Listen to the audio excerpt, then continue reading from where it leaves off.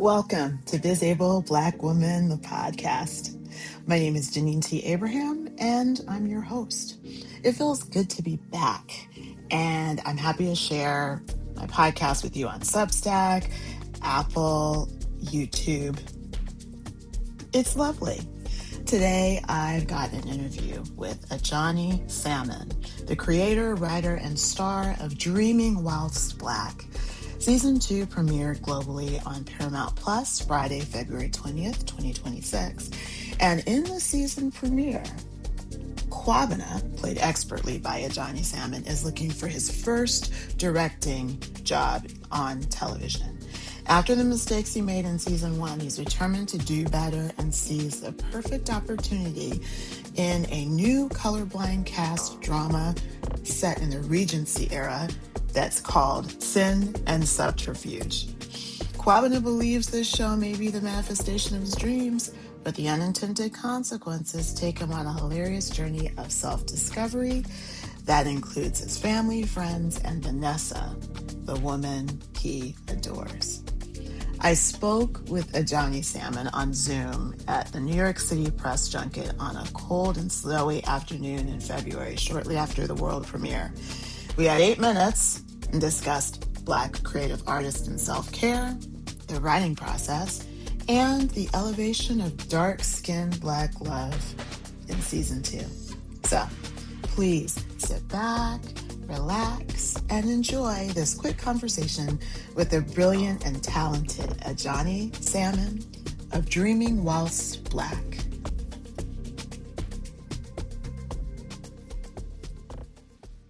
Hi, Janine T. Abraham, VisAbleBlackwoman Productions, as I am fangirling because this is my favorite show. Oh, thank you. Thank you so much. Listen, I've been longing to speak to you too because we saw your review in season 1. I was like, who is this?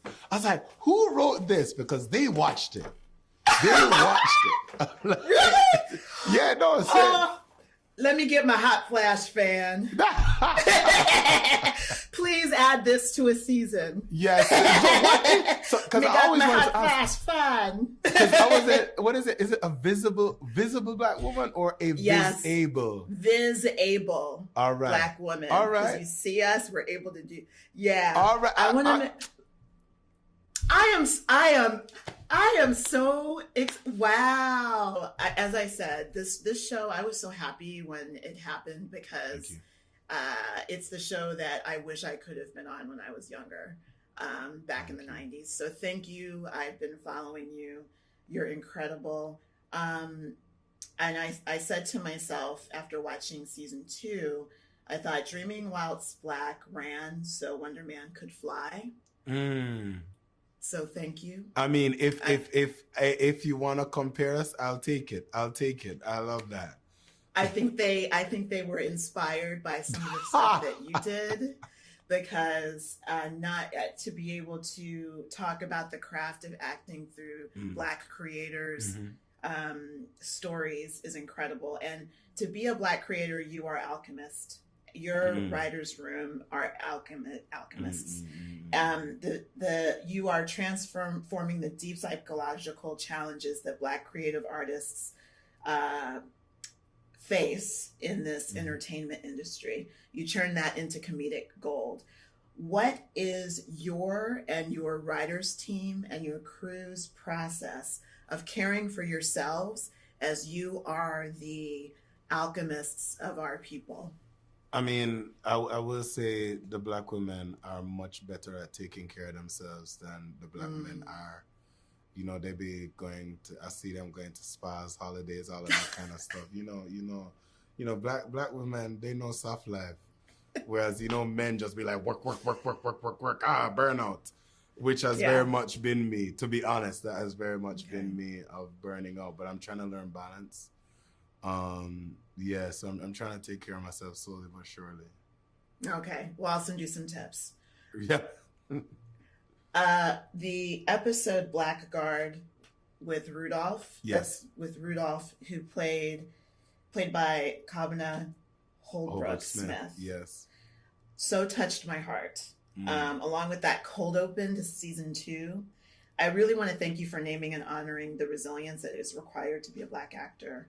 How did you and your writers team formulate that particular episode with the nuances of the longevity and the need for Black actors to have special talents in order to survive in the industry? I think for us, what we really wanted to show the dichotomy of is the idea of power, but like being in a position of power, but not powerful, right? And how, again, season 2, because season 2 is talking about structural issues, it's almost like this mythical like antagonist who you can't quite pin down. And we really wanted to show how even Kwabena being in the system can also become an antagonist, even though he had the best intentions, but him understanding that, like, you know what I mean? It's that dance of like intention versus impact. Ooh, child. Right.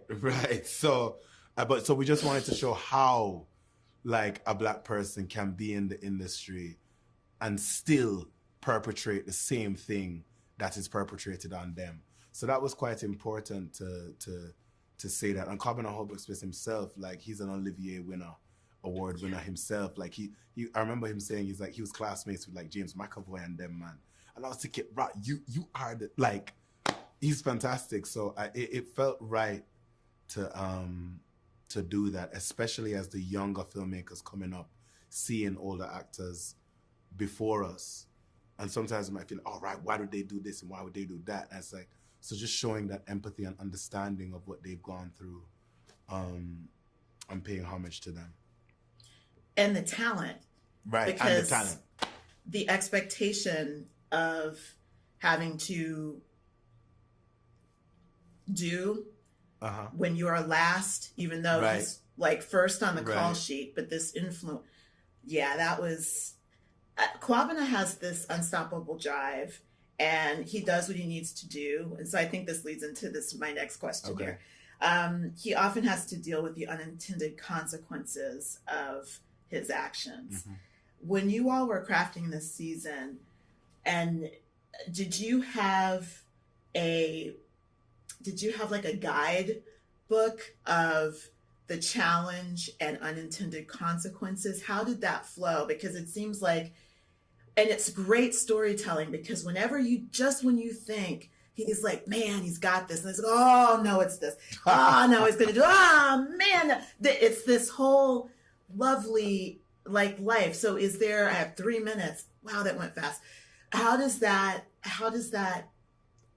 you track that?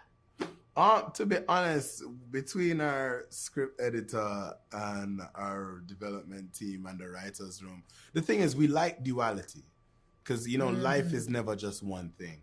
So even the writers, we're always thinking, well, if he gets this, what's the downside of that? Right? And even just in the season's premise itself, being like he's gotten his dream job, but like what else comes with it?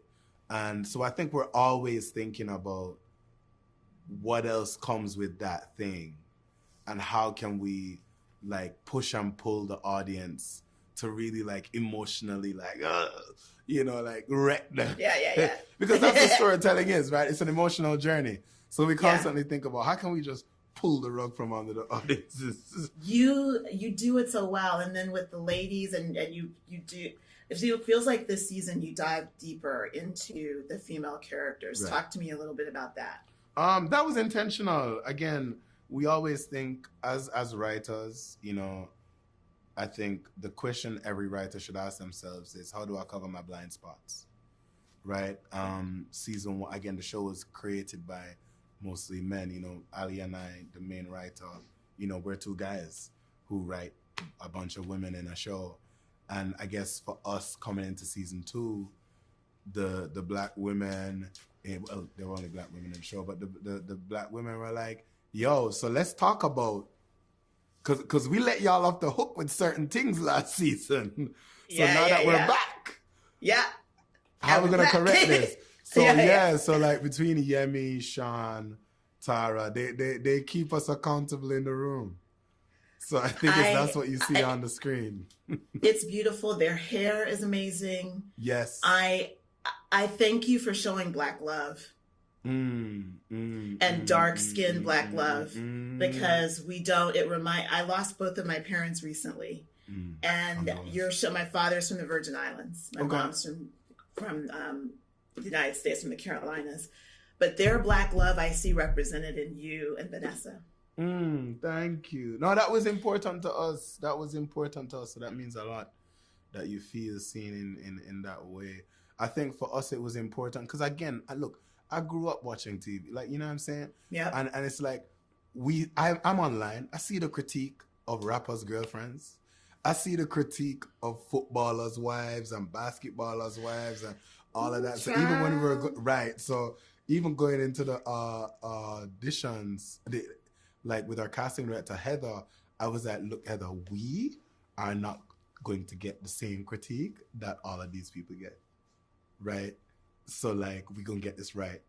And so we were very intentional about that. And again, it was just about the best actor is who got the job. Babili Bachilwa was the best. And we just thought, yeah, it's important to show dark skin, Black love, you know? It's important for women for Black women and Black actors, Black actresses to be the love interest. You know, I love Megan Good. I love all of the actresses that you see. But, you know, I didn't see, like Viola Davis could have been in the rom-coms as well.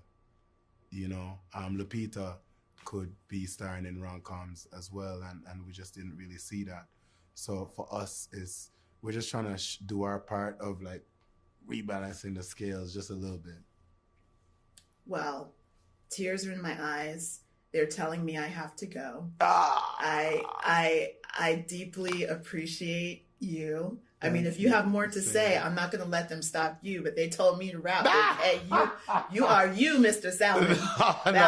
Thank you. No, honestly, thank you.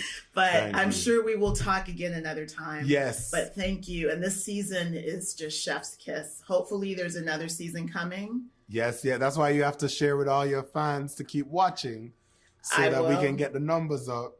Okay. You know, don't borrow the password. Like, get your own thing. It's not expensive, right? Okay. So we thank you.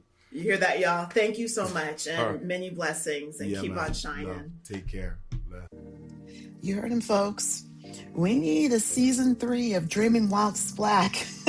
So let's support our British cousins by watching new episodes of Dreaming Whilst Black that are streaming Fridays on Paramount Plus.